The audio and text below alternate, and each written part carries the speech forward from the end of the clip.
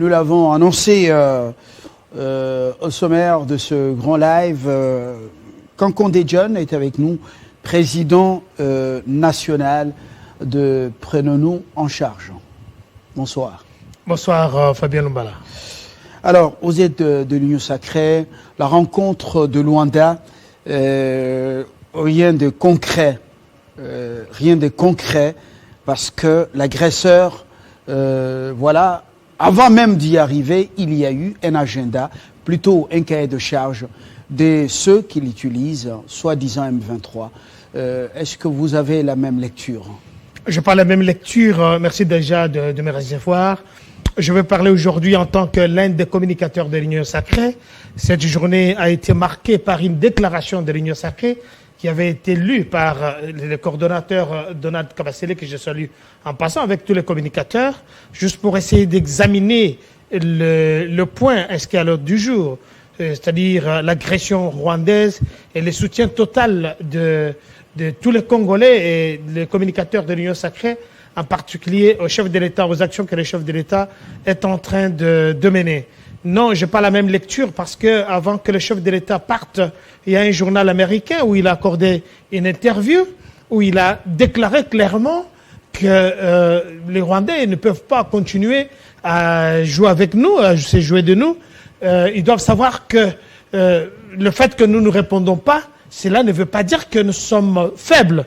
Ils doivent savoir que maintenant, nous sommes dans l'obligation de déclarer la guerre contre le Rwanda. Parce qu'ils pensent que nous sommes en train de parler, nous sommes des dupes. Ils pensent que le fait que nous ne répondons pas à leur tracasserie ou bien leur provocation, c'est le terme qui avait été écrit, sorti. Félix Tshisekedi qui est allé à Luanda, très exigeant envers l'agresseur. Il a même dit que l'agresseur puisse définir les liens qu'il a avec le M23. Et Félix Tshisekedi qui ne veut pas entendre parler de ce cahier de charge de fameux M23. C'est une précision détail. Mais cette rencontre s'est soldée par juste une communication à la presse. Le président Tshisekedi, le président Kagame n'ont pas signé un communiqué final. Les trois chefs d'État ont pris l'engagement de maintenir le dialogue et d'amorcer un processus de désescalade entre Kigali et Kinshasa. C'est le langage diplomatique à l'ONU, à l'Union africaine, désescalade. Est-ce qu'il y a quelque chose de nouveau? C'est faux, parce qu'il y a eu un communiqué tripartite où ils ont essayé de tracer une feuille de route que les deux pays, ou bien les trois pays, doivent pouvoir suivre. Il y a eu ici la première déclaration que le chef de l'État a faite qui demandait à son homologue, le président rwandais, d'accepter qu'il est lui-même l'instigateur et celui qui soutient le M23. Il a dit, il n'est pas allé par quatre chemins, il n'a pas utilisé le langage diplomatique, il a demandé qu'il puisse se désengager directement du M23.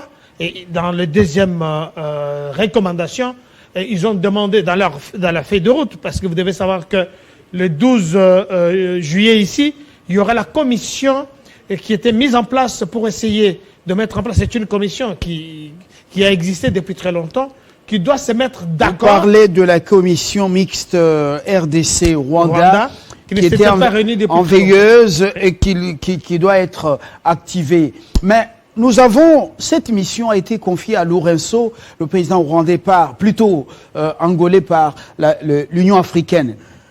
L'Union africaine qui est très faible dans la résolution des conflits. Mais ceux qui nous font la guerre, sont les multinationales avec des anglo-saxons bien connus. Alors, est-ce que cette rencontre de Luanda, c'est pas une distraction pour la RDC? Vous savez que quand le chef de l'État, Félix Antoine, venait de déclarer qu'il est prêt pour déclarer la guerre, cela veut dire qu'il va déclarer la guerre non seulement contre le Rwanda, mais avec tous les multinationales qui sont derrière le Rwanda. Mais ici, vous devez comprendre que nous ne pouvons compter d'abord que sur nos propres forces. Raison pour laquelle les collectifs de communicateurs ont lancé l'appel pour demander à ce que le peuple congolais, les jeunes, les églises, le marché, les trafiquants, tous puissent s'arranger derrière le chef de l'État pour que d'abord nous-mêmes nous devons d'abord compter sur nos propres forces, qui est d'aller d'abord chercher. C'est vrai, la guerre c'est toujours une exception quand il y a encore des voies diplomatiques qui sont ouvertes. Si nous savons que Kagame est en train de nous berner, mais nous avons une autre possibilité, c'est de commencer la guerre. Et le chef de l'État l'a dit, n'est pas aller par la cuillère le dos de la cuillère, comme les gens l'ont toujours dit. Bon voilà, c'est un État faible, même les Congolais même, qui sont malheureusement, moi je ne me dis pas que ce sont de vrais Congolais, qui peuvent faire des déclarations comme ça aussi longtemps que votre pays est attaqué. Et le chef de l'État a dit, il est allé droit au but, il n'a pas utilisé le langage diplomatique, ni le langage de bois, il l'a dit clairement. Avant qu'il parte, c'était sur votre collègue de Financial Times, il a fait les déclarations pour dire qu'il ne pense pas qu'ils peuvent nous berner. Nous sommes prêts à déclarer la guerre contre le Rwanda. Je pense que c'est une option qui est sur la table, qu'on est en train d'examiner. Et tout ça, on aura besoin de tous les Congolais, de jeunes Congolais, de vieux Congolais, de pasteurs, des églises, tout comme toute personne qui est dans notre pays, qui peut nous soutenir pour qu'on puisse attaquer ces petits pays de rien du tout qui essaient de se maintenir devant nous. Alors, ceux qui sont derrière ce petit pays, vous les connaissez. Moana Poto, vous connaissez les méandres de ce complot contre le pays, les pillages par ceux qui viennent ici par voie diplomatique nous tenir un langage mielleux. Alors, les trois chefs d'État ont pris l'engagement de maintenir le dialogue et d'amorcer encore de l'hypocrisie, un processus de désescalade entre Kinshasa et Kigali. Cet objectif se fera graduellement. On nous fait savoir par nos confrères qui étaient au palais présidentiel en Angola. Cet objectif se fera graduellement via une feuille de route dite de Luanda, axée sur la relance de la commission mixte RDC-Rwanda. Alors, encore du nouveau. Je ne veux pas dire qu'on est berné par rapport à ça.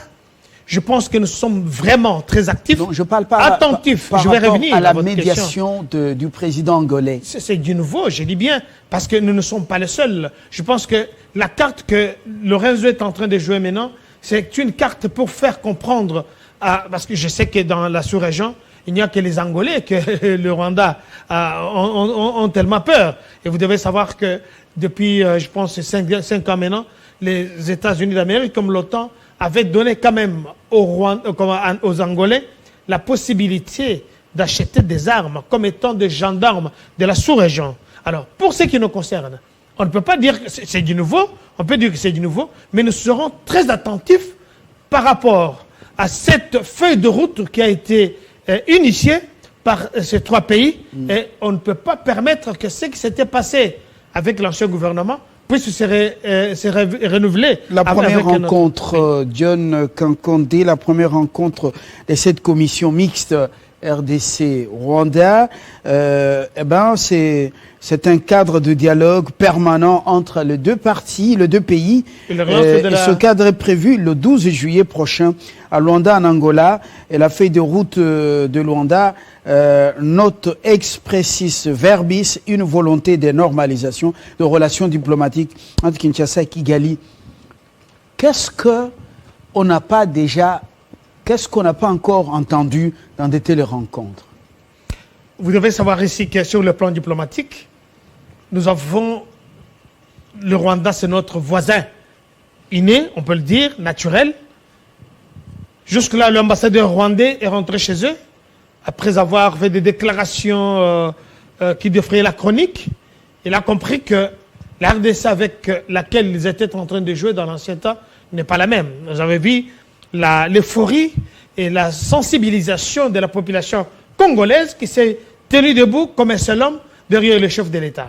Alors, on ne peut pas dire, même la Russie, qui est en train de faire la guerre actuellement contre l'Ukraine, ils n'ont pas fermé le volet diplomatique. La Russie fait la guerre contre l'OTAN, contre les États-Unis. Mais ce sont des gens qui sont derrière l'Ukraine. Vous devez savoir ici que l'Ukraine n'a jamais déclaré son indépendance. Mais le Rwanda, c'est un pays indépendant. La RDC, c'est un pays indépendant et souverain. Alors, dire qu'on doit directement arrêter les relations diplomatiques, cela nous enverrait à ce que des genres de réunions, de rencontres avec le Rwanda ne puissent pas avoir lieu. Sur le plan diplomatique, on peut dire qu'il y a encore une porte qui est ouverte, mais nous avons deux possibilités, les bâtons et la chicotte. Dans la feuille de route, il est prévu justement la cessation immédiate des hostilités, le retrait immédiat et sans condition du fameux M23 et de ses positions en RDC. Et la reconnaissance par le Rwanda qu'ils soutiennent le M23. C'est pas mentionné. C'est mentionné dans les lectures et dans les textes que moi j'ai. Mais est-ce qu'il y a eu un communiqué final? Parce que les trois chefs d'État se sont seulement exprimés devant la presse. Est-ce qu'il y a eu un communiqué final? Il y a eu un communiqué tripartite. Je pense que nous allons avoir, parce que la rencontre s'est terminée il n'y a pas très longtemps. Je crois être peut-être le premier communicateur de l'Union sacrée et du chef de l'État, par ricochet, qui est en train de faire les déclarations. Les autres attendent encore de faire leurs analyses, mais je suis le premier qui a eu quand même les informations sur base de ce qui s'est passé et de la rencontre de Luanda. Alors, pour les gens qui font une lecture apprivoisée, John Kankondé, on comprend que l'option militaire, c'est la meilleure maintenant, la meilleure pour pouvoir défier Kagame et ses soutiens anglo-saxons qui sont en train de piller les richesses du Congo et on ne doit plus se leurrer. Mais effectivement, donc nous sommes d'accord avec cette réflexion, cette appréhension, raison pour laquelle nous avons lancé, nous le collectif de l'Union sacrée, des communicateurs de l'Union sacrée, nous avons lancé l'appel à ce que le peuple congolais puisse être debout. Nous allons faire des manifestations, nous allons rencontrer les autorités ici et nous avons exigé que les MONUSCO puissent partir de la RDC parce que ce qu'ils sont en train de faire, ils venaient de publier les images de la position, des positions ou bien des positionnements de troupes congolaises là où ils sont. Et ça, c'est vraiment inacceptable. Et nous demandons à ces gens-là, vous avez vu Mme Bintou Keïta, qui a fait une déclaration pour dire, non, voilà, ils ont des armes sophistiquées. Les armes, ils parlaient de M23, alors que nous, la République, ils nous interdisent. Ils ont fait la déclaration. Le 30 juin, le jour de notre indépendance, ça c'est une humiliation. On ne peut pas accepter. C'est vraiment inacceptable. Et nous demandons, excusez-moi, nous demandons à tous les Congolais de faire bloc derrière les chefs de l'État pour que l'ONU, Mme Keïta et toutes ses troupes puissent quitter de la RDC. Nous y sommes, nous allons nous y engager pour que ces gens puissent partir de notre pays. $1 milliard chaque mois, c'est beaucoup d'argent, mais on ne peut pas permettre qu'ils sont là. Nous sommes agressés. Vous parlez d'1 milliard, je crois, l'an. L'an, excusez-moi. Oui, Monsieur Kankondé, nous allons dans la praxis. Pourquoi nous aimons les discours au lieu de la praxis? Nous aimons plus les discours au lieu de la praxis. Exiger le départ à la MONUSCO, c'est une très bonne chose. Il y a les mécanismes déjà enclenchés pour un retrait progressif. Mais la mission de l'ONU en Côte d'Ivoire est partie à plier bagages. Elle est partie. Ici, vous continuez jusqu'à recevoir les Bintou Keïta, qui est très active quand même. Mais dans quel pays vous laissez Bintou très active, prendre la parole, dire n'importe quoi et tout ça? Même dans son pays, elle ne peut pas faire ce qu'elle est en train de faire quand même.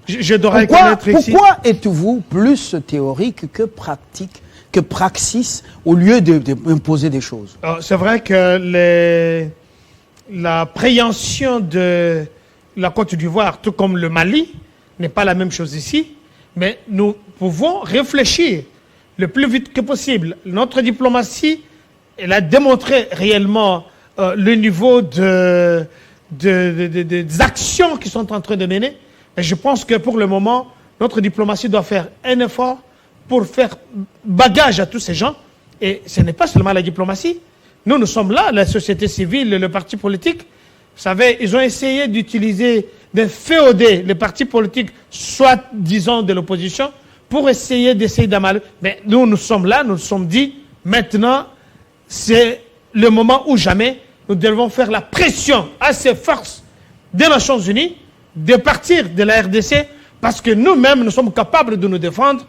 La FARDC a prouvé de quoi il est capable sous l'égide du chef de l'État Félix Antoine, qui est le chef des armées, que nous pouvons nous compter d'abord sur nos propres forces et compter aussi sur quelques pays qui nous ont soutenus à la résolution des Nations Unies.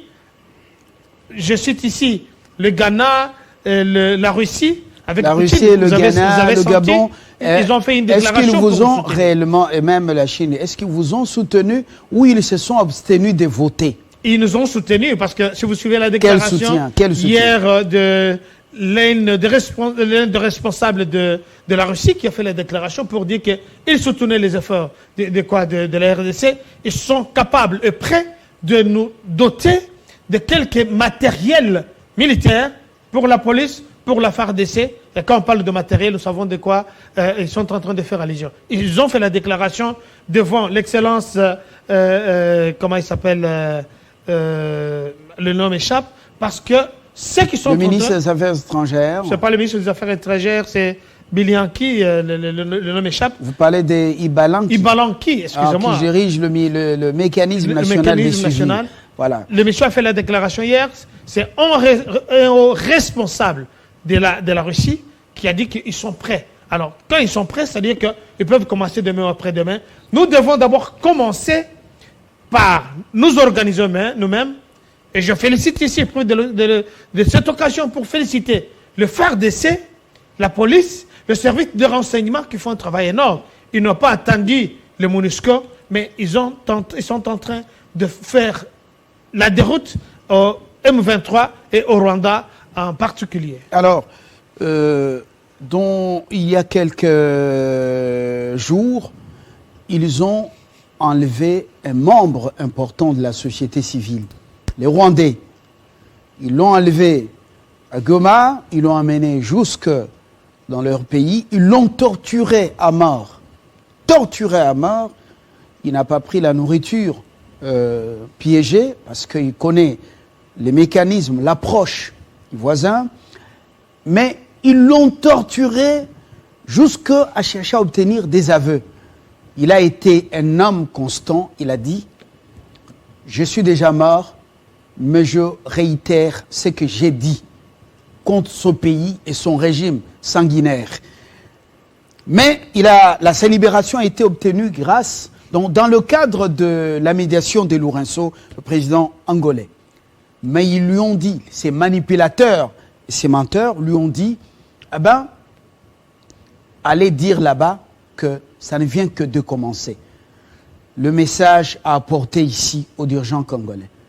Alors, lorsque vous écoutez de telles choses, est-ce que vous croyez en la bonne foi de ce régime au service des prédateurs? Merci pour cette approche, pour cette remarque. Je n'ai jamais cru à ces petits nilotiques, ces petits pays qui est en train de nous agresser. Je n'ai jamais cru à la bonne volonté ni à la sincérité de ces nilotiques. Bon, il ne faut pas déplacer le langage. Je les parle parce que nous sommes tous... Il ne faut pas déplacer le langage. Nous sommes tous en danger. On parle d'un régime qui a agressé. Nous sommes tous en danger. On parle d'un régime qui a agressé. Nous sommes tous en danger aussi longtemps que ces messieurs continuera à diriger le Rwanda. Les Congolais n'ont rien à voir avec le peuple rwandais. Les peuples congolais n'ont rien à voir avec le peuple rwandais. C'est les dirigeants rwandais qui sont derrière le M23, qui sont en train de torturer, de tuer, de mutiler, de faire des enlèvements, le cas de notre confrère que vous venez de dire. C'est une occasion pour moi de lancer le message à tous nos amis qui sont de la société civile, de ne pas être de mèche avec le Rwanda, avec l'ennemi, parce que la majorité ont été inféodés. Alors, raison pour laquelle, même nous qui passons à la télévision, nous ne sommes pas exemptés de ce genre de traitement. Parce qu'ils l'ont dit, va dire que ce n'est pas fini. Moi, je ne veux pas relayer leur message. Je défends mon pays et nous continuons à le faire. Nous sommes prêts à mourir pour notre pays parce que le chef de l'État l'a dit, il va sacrifier sa vie pour défendre l'intégrité de notre territoire. Raison pour laquelle je vais lancer aussi un message à tous ceux qui nous suivent et surtout à tous les communicateurs de faire attention à leur fréquentation parce que ces gens-là, ils sont prêts à tout. Parce qu'ils savent qu'ils ont quand même des personnes qui sont comme des épines dans leurs pieds, qui font des déclarations, qui parlent pour soutenir ou bien pour sauvegarder l'intégrité de notre territoire. Nous avons le droit de le dire. Moi, c'est la RDC ou rien. On va peut-être terminer par cette autre analyse. Diplomatiquement, le Congo avait le vent en poupe parce qu'il y a eu beaucoup de condamnations par des milieux politiques en Occident qui ont reconnu que le Rwanda sous-traite M23. Le Rwanda est derrière le M23 et c'est son armée qui fait la guerre à la RDC. Il s'agit d'une agression rwandaise. Diplomatiquement, est-ce que nous avons saisi cette opportunité, nous, la RDC, les gens, chacun dans son domaine, les dirigeants, le peuple, l'élite, pour pouvoir continuer cette offensive diplomatique? Je crois que le peuple congolais a vraiment compris le message, raison pour laquelle vous les avez vus se mettre debout comme un seul homme. Le chef de l'État l'a reconnu lors de son dernier speech. L'offensive diplomatique au niveau international. Je vais y arriver. Parce que les Rwandais, on les a montrés en tenue de l'armée rwandaise. Et c'est connu de tous. Aujourd'hui, on sort un cahier de charge. Heureusement que Kinshasa ne veut pas entendre ça de cette oreille. Est-ce qu'on a continué l'offensive diplomatique ou on s'est arrêté? Nous ne sommes pas arrêtés, nous sommes en guerre. Cette guerre est psychologique, c'est une guerre médiatique, c'est aussi une guerre physique. Et que ce soit diplomatique aussi. Et ici, vous avez vu notre ambassadeur, je peux dire, de notre diplomatie, M. Lutundula, qui est allé partout. Ça fait partie de ces stratégies politiques que le chef de l'État l'a donné. Le fait que les États-Unis d'Amérique aujourd'hui, le fait que la Russie, le fait que même le MONUSCO et l'Union européenne ont fait des déclarations, même la Chine, ils ont envoyé leurs émissaires ici pour dire effectivement, la RDC est attaquée, un pays souverain attaqué par le Rwanda, c'est-à-dire que ça fait qu'elle commençait. Nous sommes sur ce point-là. Bon, nous avons profité de cette occasion. À l'offensive diplomatique lors de la dernière réunion du Conseil de sécurité, vous connaissez la même hypocrisie. Avant, quand les militaires rwandais, vers la fin du mois de mai, quand ils étaient arrêtés, eh ben, Christophe Lutundula a été également à l'ONU. Vous avez compris encore le langage, cette hypocrisie à l'ONU. Et après, il y a eu la rencontre entre le secrétaire d'État américain, le diplomate number one, justement, et notre vice-premier ministre en charge des affaires étrangères. Vous avez compris le même langage de bois, la même hypocrisie. Est-ce que vous pensez que c'est suffisant? Est-ce qu'on doit s'arrêter à ce niveau-là avec des résultats mitigés? Non, on ne peut pas s'arrêter là. La diplomatie continue à faire son bon bout de chemin. Nous sommes offensifs et nous allons continuer.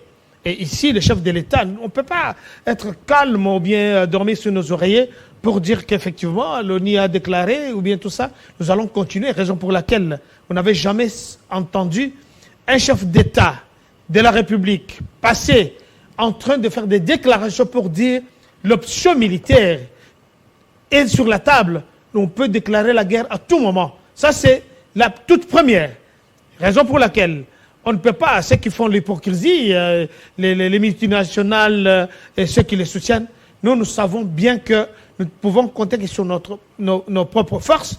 Et le chef de l'État l'a bien dit et stipulé, s'il continue à nous berner, s'il pense que nous, de l'autre côté, nous sommes dupes, nous, on va déclarer la guerre. Et quand on déclare la guerre, c'est la guerre totale.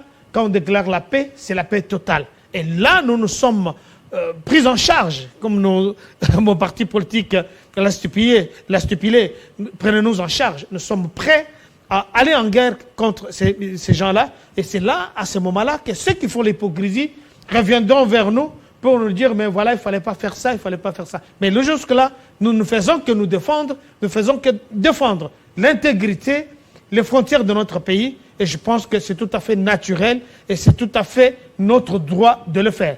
Que ce soit sur le plan diplomatique, que ce soit sur le plan militaire, que ce soit sur le plan physique et médiatique.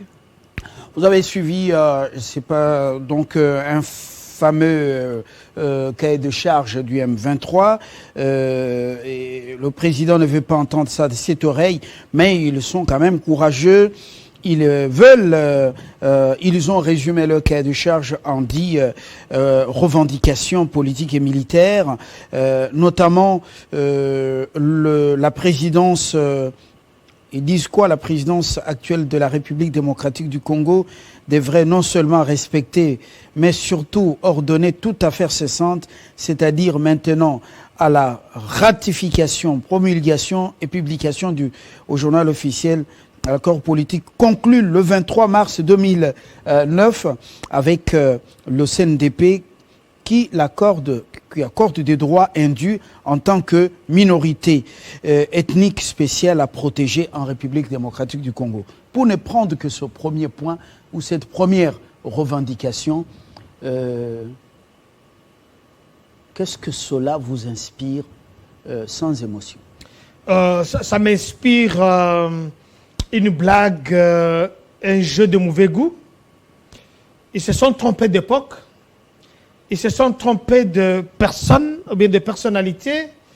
Nous ne sommes pas en 2019, nous sommes en 2022. Il parle de 2009. L'accord, c'est 2009, oui. D'autres temps, d'autres mœurs.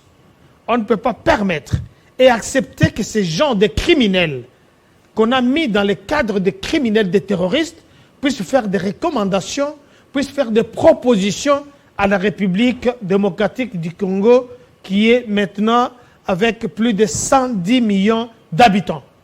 Nous parlons de terroristes qui n'ont rien à voir comme recommandation.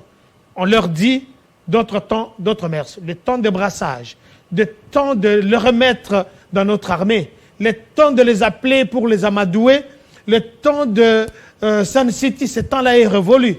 Merci. En ce moment, on ne peut que jurer sur l'intégrité nationale, chasser ces M23, les amener jusqu'où ils sont venus, que ce soit au Rwanda, parce qu'on a demandé dans le cahier de charge du Rwanda qu'ils doivent reconnaître qu'ils sont derrière le Rwanda et récupérer tous les réfugiés, ça c'est un point important. Il n'y a pas un cahier de tous charge les réfugiés Rwanda, qui doivent rentrer chez eux. Merci. Ils n'ont pas le droit d'être chez nous. John Kankondé, je vous remercie, mais en attendant, vous vous souvenez de ce que les Congolais avaient fait quand Bukavu était tombé sous un certain Moutebousi. Voilà, la force du peuple avait poussé l'ONU à changer de langage et vous vous souvenez, Bukavu était donc libéré. Aujourd'hui, sortez de vos réunions de bureau et des déclarations devant les caméras, soyez des hommes de terrain, exigez à la MONUSCO de jouer un franc jeu.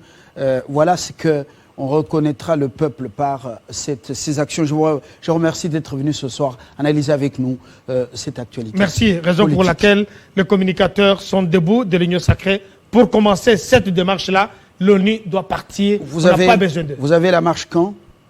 Nous allons vous informer le plus vite que possible la semaine prochaine. Voilà. Nous allons nous organiser, nous vous informerons. Vous viendrez quand même couvrir cette manifestation. Il faut battre le fer pendant qu'il est chaud. Nous sommes agressés, nous sommes en guerre.